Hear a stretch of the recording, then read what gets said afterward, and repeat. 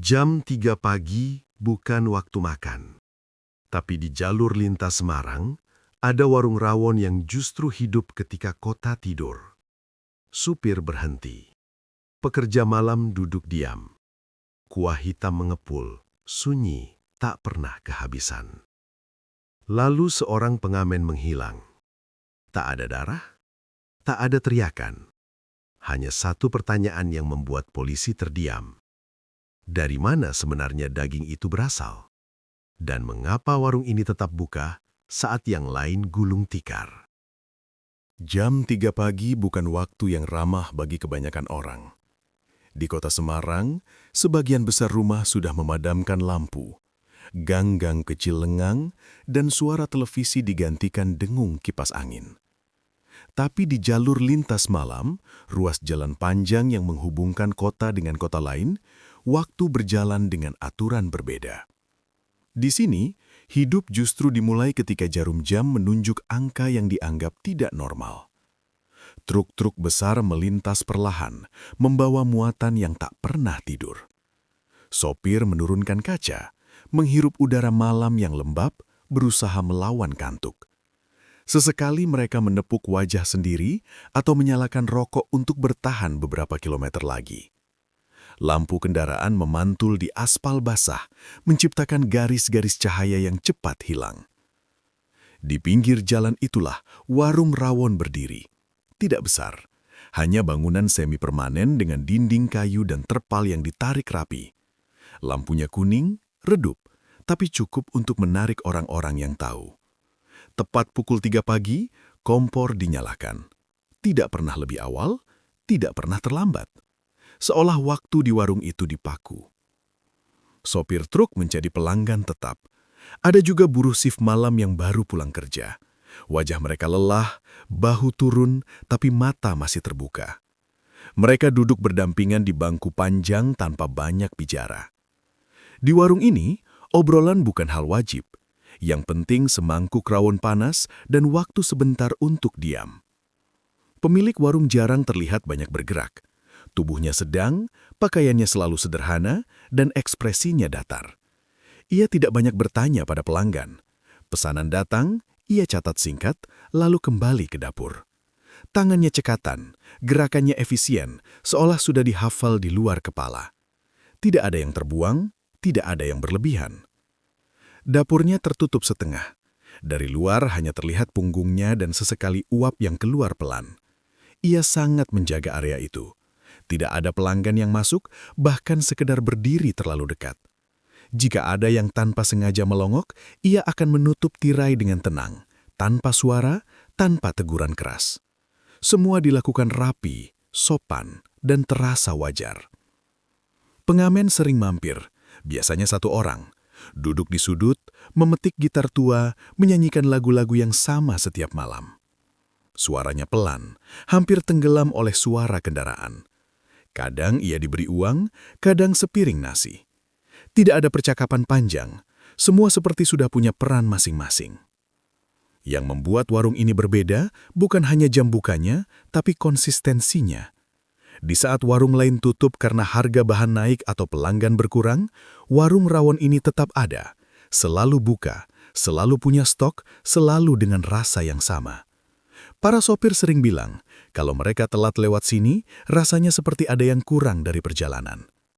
Tak ada yang aneh, tidak ada yang terasa salah. Hanya kebiasaan yang terlalu teratur di dunia yang biasanya berantakan. Dan di jalur lintas malam itu, di bawah lampu kuning yang tak pernah diganti, jam 3 pagi terus berjalan seperti biasa, seolah tak menyimpan apapun selain lapar dan lelah. Namanya jarang ditanyakan, dan ia juga jarang menyebutkan. Di jalur lintas malam, nama bukan hal penting. Yang penting orang mengenali wajah, suara, dan kebiasaan. Pengamen itu datang hampir setiap malam, selalu setelah jam menunjukkan lewat sedikit dari pukul 3. Ia berjalan dari arah gelap jalan, gitar lusuh di punggung, langkahnya pelan tapi pasti, seperti seseorang yang sudah hafal rute hidupnya sendiri. Rutinitasnya sederhana. Ia berhenti di bawah lampu jalan, menyetel senar gitar sebentar, lalu mulai bernyanyi. Lagu-lagunya itu-itu saja, lagu lama yang nadanya sudah melekat di kepala para sopir. Tidak ada yang benar-benar mendengarkan, tapi tidak ada juga yang merasa terganggu. Suaranya menjadi bagian dari malam, sama seperti deru mesin dan bau aspal. Tekanan hidup jalanan terasa di setiap geraknya. Ia tahu jam-jam tertentu adalah waktu emas. Pukul 3 sampai menjelang subuh, ketika orang lapar dan lelah, hati mereka sedikit lebih lunak. Siang hari terlalu ramai, malam terlalu keras. Dini hari adalah satu-satunya ruang bernafas. Jika ia terlambat datang, kesempatan itu hilang. Para sopir mengenalnya sekilas. Ada yang menyapanya dengan anggukan, ada yang melempar uang receh tanpa menoleh. Beberapa buruh kadang berbagi rokok. Tidak ada hubungan dekat, tapi cukup untuk membuatnya merasa terlihat. Ia tidak menuntut lebih. Jalanan mengajarkan satu hal, berharap sedikit agar tidak kecewa. Pemilik warung rawon hampir tak pernah berbicara dengannya. Namun setiap malam, tanpa diminta, sepiring nasi atau semangkuk kuah hangat selalu sampai di sudut tempat ia duduk. Tidak selalu penuh, tidak selalu sama, tapi cukup untuk mengganjal perut. Pengamen itu menerima tanpa banyak kata. Ia tahu di dunia seperti ini, kebaikan sering datang tanpa penjelasan.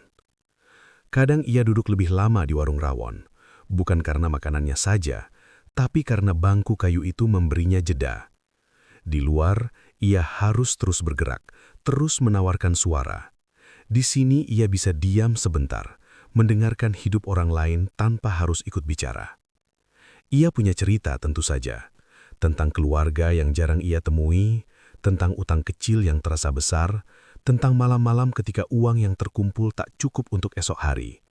Tapi cerita-cerita itu disimpan rapat. Jalanan tidak suka orang yang terlalu banyak mengeluh. Ketergantungannya pada jam-jam malam tidak bisa dihindari. Jika satu malam ia sakit atau terlambat, dampaknya terasa beberapa hari. Tidak ada tabungan, tidak ada cadangan. Semua berjalan dari malam ke malam, dari lagu ke lagu, dari satu warung ke warung lain. Malam itu seperti biasa, ia datang. Ia bernyanyi sebentar, lalu duduk di sudut warung rawon. Lampu kuning memantulkan bayangan tubuhnya ke lantai.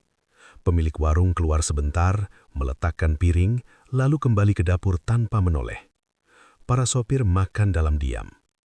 Pengamen itu menyandarkan gitar, menatap jalan, dan menghela napas pelan. Tak ada yang istimewa, tak ada firasat. Hanya satu malam biasa. Malam terakhir, ketika ia terlihat duduk di warung rawon jam 3 pagi. Malam pertama tanpa pengamen itu berlalu begitu saja. Jalur lintas tetap ramai oleh truk dan kendaraan besar. Warung rawon tetap menyalakan lampu kuningnya tepat pukul 3 pagi. Sopir-sopir datang, duduk, makan, lalu pergi. Tidak ada yang langsung menyadari ada yang hilang. Di jalanan, satu orang tidak datang bukan peristiwa besar. Malam kedua barulah terasa ada yang ganjil. Seorang sopir yang biasa melempar receh ke sudut warung menoleh sebentar ke arah bangku kosong. Ia mengernyit, lalu melanjutkan makan. Mungkin pengamennya pindah jalur, mungkin sedang sakit. Pikiran itu berhenti di situ. Tidak ada waktu untuk bertanya lebih jauh. Hari-hari berikutnya, ketidakhadiran itu mulai dibicarakan, tapi hanya sepintas. "Tumben gak kelihatan?" kata seseorang. "Paling nyari tempat lain," jawab yang lain. Di dunia pekerja malam, asumsi adalah cara paling cepat untuk mengakhiri percakapan. Semua orang punya urusan sendiri, dan rasa peduli harus dibagi dengan rasa lelah. Pemilik warung rawon tetap seperti biasa. Datang sebelum jam 3, membuka warung tepat waktu, menutup dapur saat langit mulai terang. Ia tidak bertanya tentang pengamen, dan tidak ada yang bertanya padanya. Bangku di sudut tetap kosong. Piring tidak lagi diletakkan di sana. Perubahan kecil yang nyaris tak terlihat. Namun di tempat lain, ketidakhadiran itu menjadi masalah besar. Keluarga pengamen mulai gelisah. Sudah beberapa hari ia tidak pulang, tidak memberi kabar, dan tak ada yang tahu ia terakhir terlihat di mana. Mereka sudah terbiasa dengan hidupnya di jalan, tapi biasanya ia akan muncul meski hanya sebentar. Kali ini berbeda. Tidak ada pesan, tidak ada jejak. Laporan orang hilang akhirnya dibuat. Di kantor polisi, ceritanya terdengar sederhana dan terlalu umum. Seorang pria dewasa, pekerjaan tidak tetap, sering beraktivitas malam hari. Tidak ada musuh yang jelas, tidak ada konflik besar yang diketahui keluarga. Namun bagi polisi, kebiasaan adalah titik awal. Penyelidikan mulai pelan. Polisi bertanya ke sesama pengamen, ke sopir angkutan, ke orang-orang yang biasa berkeliaran di jalur lintas. Nama warung rawon jam 3 pagi muncul lebih dari sekali. Bukan sebagai tempat mencurigakan, tapi sebagai titik singgah terakhir yang diingat banyak orang. Seorang sopir mengatakan, pengamen itu memang sering duduk di sana. Yang lain mengingat lagu terakhir yang dinyanyikan. Semuanya potongan kecil, tidak saling terhubung, tapi cukup untuk membentuk pola. Polisi mencatat jam, lokasi, dan kebiasaan. Ketika polisi mendatangi warung rawon untuk pertama kalinya, suasananya tenang. Tidak ada penolakan, tidak ada kepanikan. Pemilik warung menjawab pertanyaan dengan singkat dan rapi. Ia mengenal pengamen itu sebatas pelanggan singgah. Datang, bernyanyi, duduk, lalu pergi. Tidak lebih. Tidak ada bukti, tidak ada saksi langsung. Hanya satu kesamaan yang sulit diabaikan. Pengamen itu terakhir kali terlihat di sana. Warung rawon kembali buka malam itu, seperti biasa. Sopir makan, buruh duduk diam, lampu kuning tetap menyala. Dari luar, semuanya tampak normal. Namun bagi polisi, ketidakhadiran bukan lagi kebiasaan kecil. Ia telah berubah menjadi pertanyaan, dan pertanyaan itu mulai mengarah ke satu tempat yang sama, berulang kali. Polisi tidak datang dengan sirene atau garis pembatas. Kedatangan mereka justru nyaris tak menarik perhatian. Dua orang berpakaian sipil berhenti di seberang jalan, mengamati warung rawon dari jauh. Jam menunjukkan hampir pukul 3 pagi. Seperti biasa, tepat waktu, lampu kuning warung menyala. Tidak lebih cepat, tidak pernah terlambat.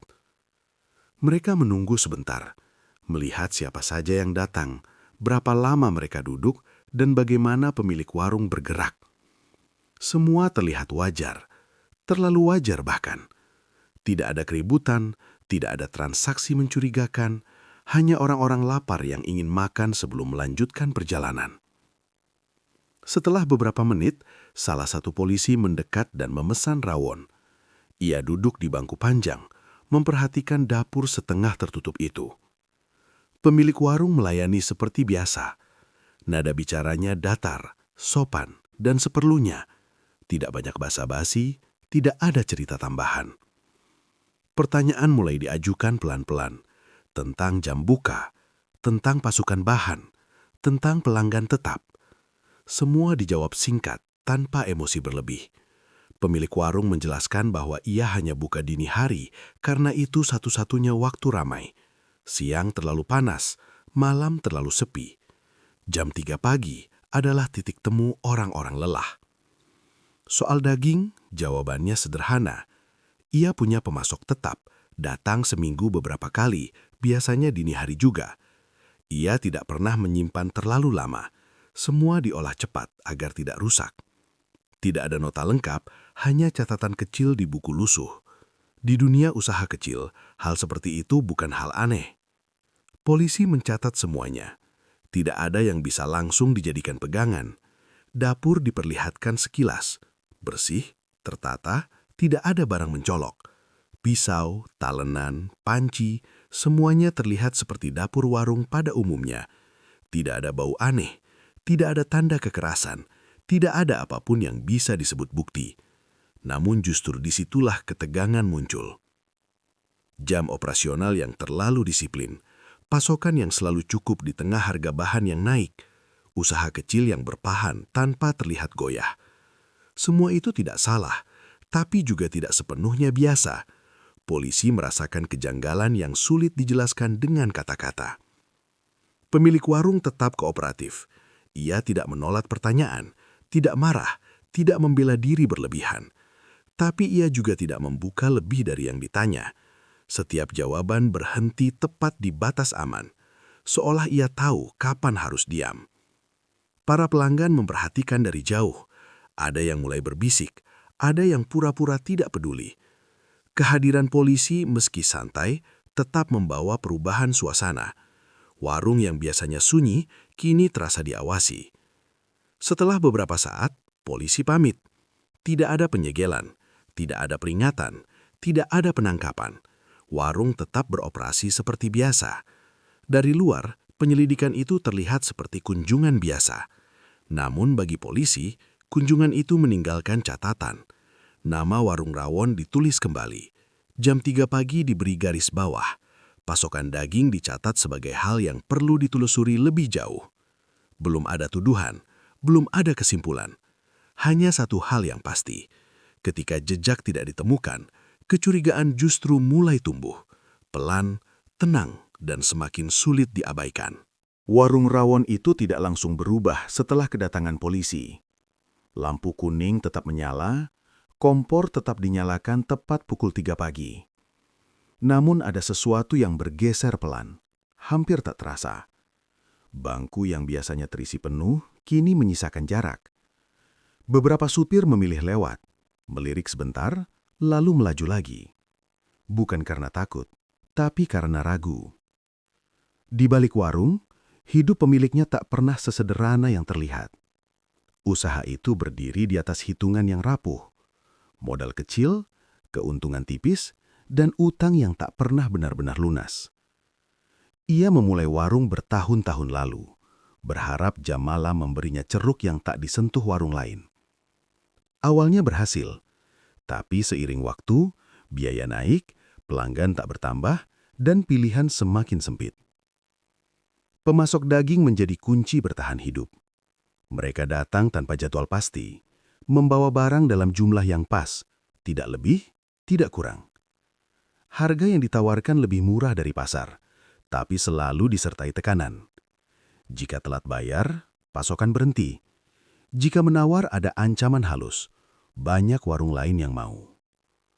Pemilik warung tahu posisinya lemah. Pelanggan tetapnya tidak banyak. Jam buka yang tak lazim membuatnya sulit berkembang. Ia tidak punya tabungan untuk pindah jam atau lokasi. Setiap malam adalah pertarungan kecil. Cukup atau tidak untuk esok hari. Di sisi lain, polisi mulai menyusun gambaran yang lebih luas. Mereka menelusuri pemasok, mendatangi pasar subuh, berbicara dengan pedagang daging yang buka sebelum matahari terbit. Nama yang sama muncul berulang kali, tapi tidak pernah lengkap. Tidak ada transaksi resmi, hanya pertemuan singkat dan pembayaran tunai. Rantai pasoknya tidak konvensional, namun juga tidak langsung ilegal di mata banyak orang. Di sektor informal, hal seperti ini sering terjadi. Namun ketika dikaitkan dengan orang hilang, setiap kejanggalan menjadi penting. Polisi mencatat pola waktu pengiriman, volume pasokan, dan hubungan antar pelaku usaha kecil. Kabar tentang penyelidikan mulai menyebar, tidak lewat berita besar, tapi dari mulut ke mulut. Supir berbicara di pos istirahat, pedagang pasar saling bertanya, warung rawon jam 3 pagi perlahan mendapat cap yang tidak diinginkan, sedang diperiksa polisi. Tekanan publik pun muncul. Beberapa pelanggan lama berhenti datang. Ada yang takut terseret masalah, ada yang sekadar tidak ingin repot. Penghasilan turun drastis. Pemilik warung menghitung ulang uang di laci, semakin sering menghela nafas, semakin lama berdiri diam di dapur. Polisi kembali datang. Kali ini bukan untuk bertanya, tapi untuk mengamati. Mereka melihat dampak sosial yang muncul. Usaha kecil yang tertekan, lingkungan yang mulai menjauh, dan seorang pemilik warung yang terjepit antara kebutuhan hidup dan kecurigaan. Belum ada bukti pembunuhan. Belum ada penetapan apapun. Namun tekanan ekonomi telah membuka celah. Celah yang membuat semua orang mulai bertanya, sejauh apa seseorang akan melangkah ketika bertahan hidup menjadi satu-satunya pilihan. Perubahan arah penyelidikan tidak datang dari warung rawon, melainkan dari seseorang yang selama ini luput dari perhatian. Seorang rekan sesama pengamen, wajahnya sering terlihat di persimpangan lampu merah, bukan di warung jam 3 pagi. Polisi menemukannya setelah menelusuri catatan utang kecil yang berulang kali muncul dalam keterangan saksi. Angkanya tidak besar, tapi jumlahnya banyak, dan semuanya menumpuk dalam waktu singkat. Saat dimintai keterangan, ia terlihat gelisah. Jawabannya berputar, tak konsisten. Ia mengaku mengenal korban dengan baik, bahkan sering berbagi rute dan lagu. Namun ketika ditanya soal malam terakhir, ceritanya berubah-ubah. Polisi tidak menekan, mereka menunggu. Di ruang yang sunyi, jeda sering lebih berbicara daripada pertanyaan. Potongan-potongan mulai menyatu. Rekan pengamen itu terjerat utang pada pihak yang sama dengan pemasok daging murah, jaringan kecil yang bermain di celah ekonomi informal. Ia diminta menjadi penghubung, mengantar barang, menutup mata, dan mendapatkan imbalan yang cukup untuk menunda jatuh tempo. Korban mengetahui hal itu. Mereka bertengkar, bukan karena moral tinggi, melainkan karena takut terseret lebih jauh. Malam itu, pertemuan terjadi di sekitar jalur lintas. Tidak ada saksi langsung, tidak ada keributan besar, hanya keputusan cepat yang diambil oleh orang yang terdesak. Peristiwa berakhir tragis. Jejak dihilangkan dengan bantuan jaringan yang sudah terbiasa bekerja senyap. Warung rawon dengan jam yang tak lazim dan alur distribusi yang tertutup menjadi kedok yang sempurna. Bukan karena terlibat langsung, melainkan karena ada di tempat dan waktu yang pas. Polisi kemudian memanggil pemilik warung kembali, kali ini dengan penjelasan yang lebih jelas. Ia terkejut, tapi tidak sepenuhnya.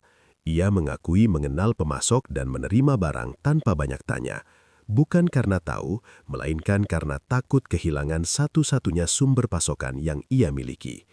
Ia dimanfaatkan, dibiarkan berdiri di depan, menyerap kecurigaan, sementara yang lain bergerak di belakang. Dengan bukti transaksi, keterangan saksi, dan pengakuan berlapis, alur peristiwa akhirnya terang. Pembunuhan bukanlah rencana besar, melainkan hasil dari tekanan yang menumpuk, utang, ancaman, dan pilihan yang semakin sempit. Pemilik warung bukan pelaku utama, namun perannya sebagai penutup tidak bisa diabaikan. Hukum melihat niat, peran, dan akibat, semuanya dinilai dengan batas yang tegas. Ketika kabar itu menyebar, pandangan publik bergeser.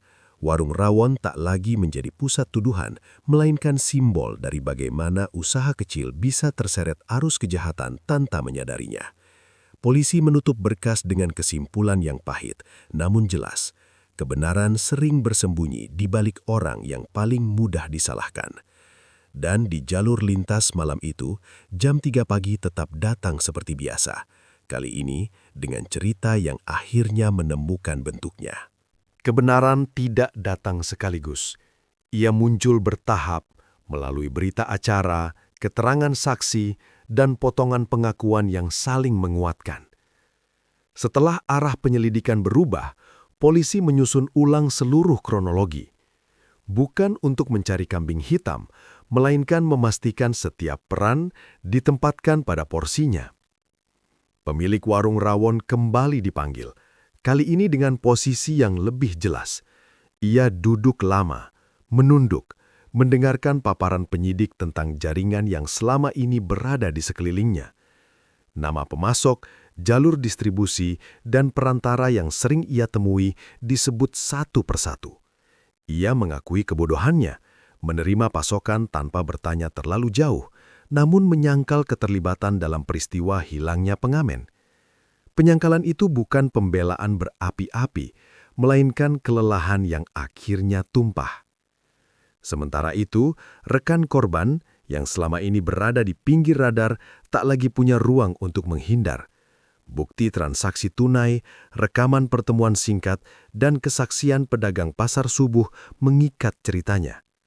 Utang yang menumpuk memaksanya menjadi penghubung jaringan ilegal.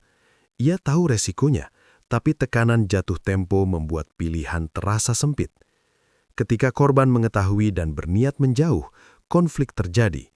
Keputusan diambil dalam kondisi terdesak dan akibatnya tak bisa ditarik kembali. Polisi mengungkap alur pembunuhan secara utuh tanpa dramatisasi. Waktu, tempat, dan peran dijelaskan runtut. Tidak ada ledakan emosi, tidak ada narasi sensasional. Yang ada hanyalah rangkaian sebab akibat yang dingin. Warung rawon masuk dalam cerita sebagai latar, sebuah kedok distribusi yang aman karena jamnya yang tak lazim dan arus orang yang cepat datang pergi. Bukan pusat kejahatan, melainkan tirai yang menutup panggung. Klarifikasi ini mengubah sikap publik. Bisik-bisik di jalur lintas mulai meredah. Beberapa supir kembali singgah, meski tak seramai dulu. Warung masih berdiri, tapi kini di bawah pengawasan. Pemiliknya menerima konsekuensi administratif dan kewajiban hukum sesuai perannya, bukan sebagai pelaku utama, melainkan sebagai pihak yang lalai dan dimanfaatkan. Ia paham, hukum tidak hanya menghukum niat, tapi juga kelalaian yang berdampak. Bagi keluarga korban, penjelasan itu tidak menghapus kehilangan, namun kepastian memberi ruang untuk berduka tanpa tanda tanya. Mereka mendengar kronologi yang jelas, memahami siapa yang bertanggung jawab, dan melihat proses berjalan. Tidak sempurna, tapi setidaknya jujur. Di kantor polisi, berkas ditutup dengan catatan panjang. Kasus ini bukan sekedar tentang satu peristiwa, melainkan tentang bagaimana tekanan ekonomi dan ruang abu-abu dapat menjerat banyak orang sekaligus. Yang disalahkan seringkali adalah yang paling terlihat, sementara pelaku sejati bergerak di sela-sela, memanfaatkan kebiasaan dan kelelahan. Malam kembali turun di jalur lintas. Jam 3 pagi datang seperti biasa, lampu kuning menyala, bangku kayu menunggu. Namun kini, setiap sendok kuah mengingatkan satu hal. Di balik kebiasaan yang tampak rapi, kebenaran bisa tersembunyi dan butuh kesabaran untuk menemukannya. Proses hukum berjalan tanpa hiruk-pikuk. Tidak ada konferensi pers besar, tidak ada sorotan berlebihan. Berkas perkara dilimpahkan satu persatu. Saksi dipanggil sesuai jadwal, dan jaringan yang selama ini bergerak di celah ekonomi informal mulai terurai. Polisi menindak pelaku utama dan pihak-pihak yang terlibat dalam distribusi ilegal, menutup jalur yang selama ini dibiarkan abu-abu. Penindakan itu tidak instan, tetapi tegas, cukup untuk memutus mata rantai yang selama ini mengandalkan kelelahan orang-orang kecil. Warung rawon ditutup sementara. Papan kayu sederhana dipasang di depan, menyatakan penutupan untuk kepentingan pemeriksaan. Lampu kuning yang biasanya menyala pukul 3 pagi, kini padam. Bangku kayu kosong. Jalanan melintas tanpa jeda. Pemilik warung menjalani proses sesuai perannya, bukan sebagai pelaku pembunuhan, melainkan sebagai pihak yang lalai dan dimanfaatkan. Ia hadir dalam pemeriksaan dengan kepala tertunduk, menerima konsekuensi yang tidak ringan, namun proporsional. Hukum bekerja dengan menimbang peran, niat, dan dampak. Dampak sosial terasa cepat. Stigma melekat lebih lama daripada garis polisi. Sebagian orang menjauh, sebagian lagi berbisik. Ada ketakutan yang tersisa. Takut singgah, takut bertanya, takut terlibat. Jalur lintas yang biasanya ramai oleh cerita singkat kini lebih sunyi. Supir-supir memilih berhenti lebih jauh atau sekedar lewat. Kehidupan bergerak tapi dengan jarak yang baru. Di sisi lain, refleksi publik mulai muncul. Percakapan bergeser dari siapa pelakunya menjadi mengapa ini bisa terjadi. Harga bahan naik, jam kerja tak manusiawi, dan usaha kecil yang bertahan dengan napas tipis menjadi topik yang dibicarakan. Banyak yang menyadari, kejahatan tidak selalu lahir dari niat jahat yang besar.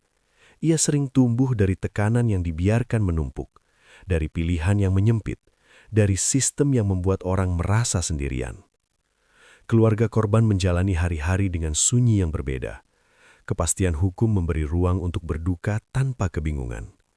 Tidak ada kemenangan, hanya penutup yang perlu. Mereka tahu, kehilangan tak terbayar. Namun kebenaran yang terang setidaknya menghentikan spekulasi yang menyakitkan.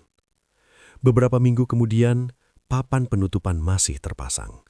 Pemilik warung duduk di rumah kontrakannya, menghitung ulang hidup yang tersisa. Ia belajar pahitnya satu pelajaran. Bertahan tanpa bertanya bisa membawa resiko yang tak pernah dibayangkan. Ia tidak disulap menjadi monster, tidak pula dipuja sebagai korban. Ia ditempatkan di tengah, sebagaimana manusia kebanyakan, yang membuat pilihan di bawah tekanan. Jam 3 pagi kembali datang setiap hari. Jalur lintas tetap bergerak. Truk tetap melaju. malam tetap memberi ruang bagi mereka yang bekerja ketika kota tidur. Cerita ini berakhir tanpa kembang api, tanpa akhir yang manis. Hanya satu penegasan yang tertinggal. Kejahatan jarang berdiri sendiri. Ia lahir dari tekanan sistemik, dari ekonomi yang timpang, dari ruang abu-abu yang dibiarkan.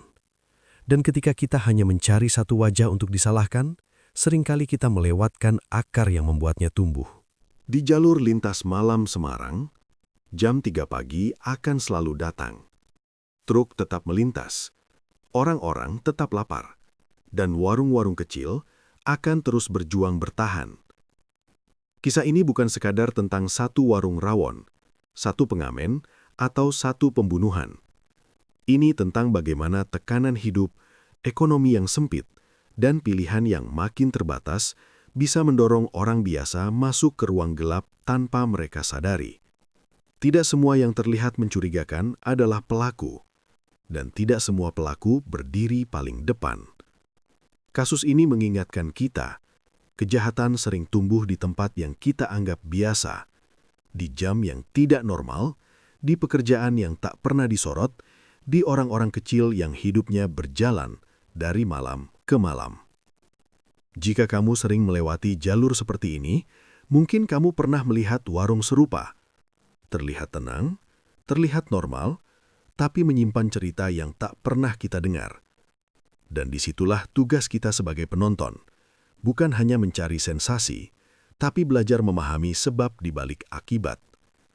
Karena di balik setiap kasus, selalu ada pertanyaan yang lebih besar. Apa yang sebenarnya membuat ini terjadi? Terima kasih sudah menonton.